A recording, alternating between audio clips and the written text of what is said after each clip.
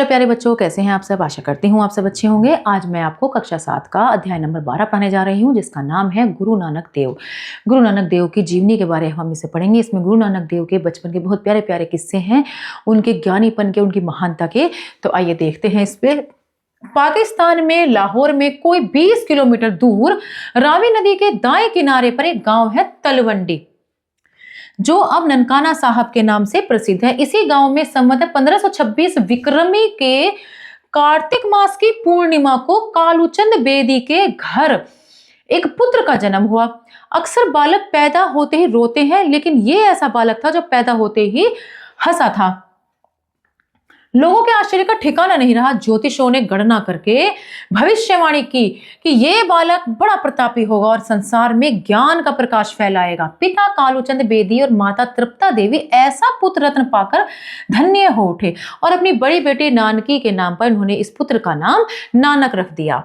ज्योतिषों की भविष्यवाणी 100% सत्य सिद्ध हुई। बड़े होकर इस बालक ने सचमुच ही ज्ञान का प्रकाश फैलाया। नानक बचपन से शांत और गंभीर स्वभाव के थे। उनमें अन्य बालकों की सी चंचलता नहीं थी। बालकों के साथ खेलने में उनका मन नहीं लगता था। बालक खेलते रहते और वो एकांत में गुमसुम बैठे कुछ सोचते रहते। खिलौने के लिए हट करना तो दूर, वे उसकी ओर देखते तक नहीं थे। हाँ, भक्ति के भाव भरे भजन के बड़े तन्मय होकर सुनते, मतलब बड़े खुश होकर सुनते। यह देखकर माता पिता को बड़ी चिंता हुई, भाई क्या बात है, ये बच्चों की तरह क्यों नहीं खेलता कूदता है। उस समय की परंपरा के अनुसार नानक को काजी के पास पढ़ने बैठा दिया गया। उनकी पढ़ाई लिखाई के बारे में अनेक किंवदंतियां प्रसिद्ध है। काजी ने पहले दिन अलिफ अल्लाह से अक्षर आरंभ कराया। बालक नानक ने बड़े चाव से तख्ती पर अलिफ अल्लाह लिख कर दिया। दूसरे दिन काजी ने उसकी तख्ती पर बेबकरी दिया तो नानक ने सारी तख्ती अलिफ अल्लाह से भर दी। काजी ने नाराज होकर पूछा, ये क्या किया, बेबकरी क्यों नहीं लिखा। बालक नानक ने नम्रता पूर्वक कहा, काजी जी, अलिफ अल्लाह के बाद बाकी क्या रह जाता है। नानक का जवाब सुनकर काजी दंग रह गए। इसी प्रकार तब पंडित जी ने संस्कृत पढ़ने के लिए उनकी तख्ती पर ओंकार लिखा तो नानक ने उनसे ओंकार शब्द का अर्थ पूछा कि क्या है ओंकार शब्द का अर्थ। पंडित जी उत्तर सोच ही रहे थे कि गुरु नानक ने ओंकार शब्द की ऐसी व्याख्या की कि उनके दांतों तले उंगली दबा ली। ऐसे ज्ञानी बालक को भला कौन पढ़ा सकता था। नानक जन्म ज्ञानी थे, वे सहज ज्ञानी थे। इसी प्रकार जब परंपरा के अनुसार 11 वर्ष की अवस्था में नानक का यज्ञोपवीत संस्कार हुआ, तब उन्होंने पंडित जी से कहा, महाराज मुझे सूत का कच्चा यज्ञोपवीत नहीं चाहिए, मुझे तो ऐसा यज्ञोपवीत चाहिए जिसमें सत्य, दया और संतोष के धागे हों और संयम की गांठ हो। पंडित जी उनकी बात सुनकर आश्चर्यचकित रह गए। ऐसा कैसे। होनहार बिरवान के होत चिकने पात, परंतु तब इस होनकार बिरवा को पहचानने वाला कौन था। होनहार बालक को तो पहले ही पता, जो होनहार होता है उसको तो बचपन से ही पता चल जाता है, अलग ही पता चल जाता है, लेकिन उस होनहार बिरवा को पहचानने वाला था कौन। कालूचंद जी ने नानक को घर के कामकाज में लगाने का जितना ही प्रयत्न किया, उतना ही वे उससे दूर भागे। उन्हें गाय चराने का काम सौंपा तो गाय खेत उजाड़ती रही। वे पेड़ के नीचे बैठे चिंतन में लीन रहे। फसल की रखवाली को भेजा तो चिड़ियों को फसल उजाड़ते देख बड़े प्रसन्न रहे कि चिड़ियों को खाना मिल रहा है। उनकी दृष्टि में खेत भी राम जी के थे और चिड़िया भी राम जी की। कुछ कमाई के लिए रुपये देकर सौदा खरीदने बाजार भेजा तो रास्ते में भूखे साधुओं को पेट भर कर भोजन कराकर खरा सौदा कर दिखाया। पिता ने पूछा तो उत्तर दिया, पिताजी भूखे को भोजन देने से बढ़कर और क्या खरा सौदा हो सकता है। सुनकर पिता ने माथा पीट लिया।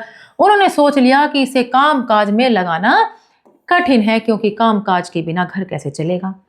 गृहस्थी के बंधन में पड़कर लड़का संभल जाए, यह सोचकर कालूचंद जी ने नानक का विवाह सुलखनी नामक कन्या से कर दिया।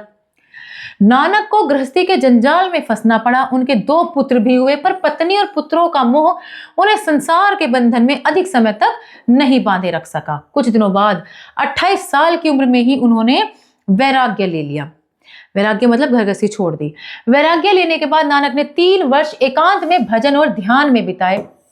इन 3 वर्षों के चिंतन से उनका सहज ज्ञान और भी पुष्ट हो गया। उन्होंने आत्मा परमात्मा का, लोक परलोक का, सत्य असत्य का, पाप पुण्य का ज्ञान स्पष्ट हो गया। उस ज्ञान को उन्होंने अपने तक नहीं रखा, अपनी सीधी सादी लोकवाणी में लोगों को भी बांटा। वे तो ज्ञान का प्रकाश फैलाने ही इस संसार में आए थे।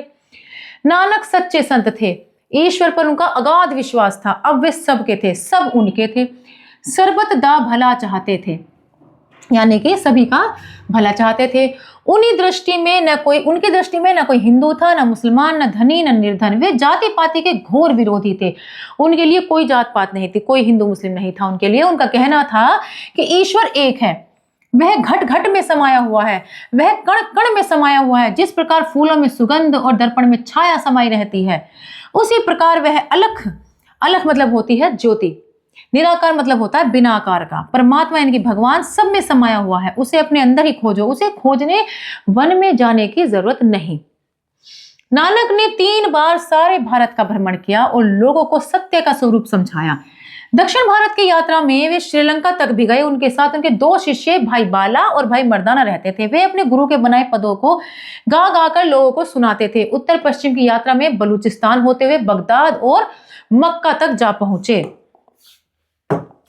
नानक के उपदेशों से प्रभावित होकर लाखों लोग उनके शिष्य हो गए। कालांतर में ये सिख कहलाए, बाद में चलकर ये सिख कहलाए। सिख शब्द शिष्य शब्द का बिगड़ा रूप है।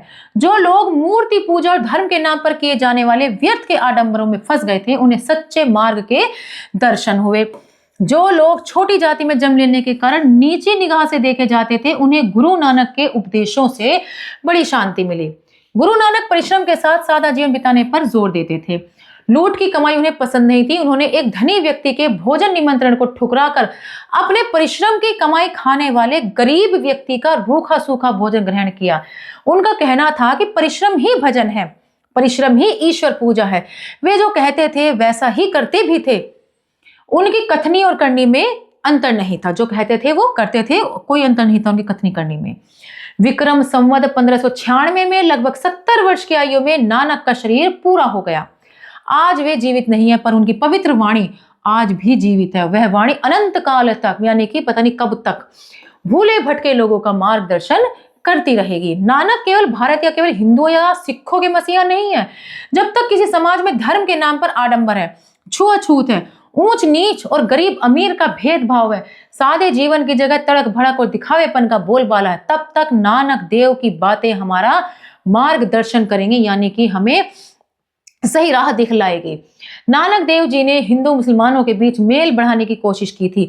ऐसी ही कोशिश लगभग 5-6 शतक पूर्व कबीर ने की थी। दोनों ने ही लोक भाषा में सच्चे धर्म के स्वरूप को लोगों के सामने रखा। कबीर ने भी बहुत अच्छी अच्छी बातें करी थी और धर्म को मिलाने की कोशिश करी थी कि सभी धर्म एक हैं। दोनों ने हिंदू मुसलमानों के बीच की खाई को पाटने का प्रयत्न किया, कोशिश की। जहां तक इंसान इंसान में भेदभाव न करने का प्रश्न है, सभी संत महात्माओं ने, विचारकों ने, धर्म मर्मज्ञों ने, यानी कि धर्म गुरुओं ने, धर्म को जानने वालों ने, और आधुनिक युग यानी कि आज के युग में राजा राम मोहन राय से लेकर महात्मा गांधी तक ने वही कहा जो गुरु नानक और कबीर कह चुके थे। परंतु इन सब में नानक का स्वर प्रखर और प्रभावशाली है, यानी कि नानक ने हर संपूर्ण कोशिश करी थी सभी तरह के भेदभाव, छुआछूत, ऊंच नीच, अमीर गरीब को मिटाने की। आशा करती हूँ आपको यह अध्याय अच्छे समझ में आया होगा। मिलते हैं अगली कक्षा में। धन्यवाद।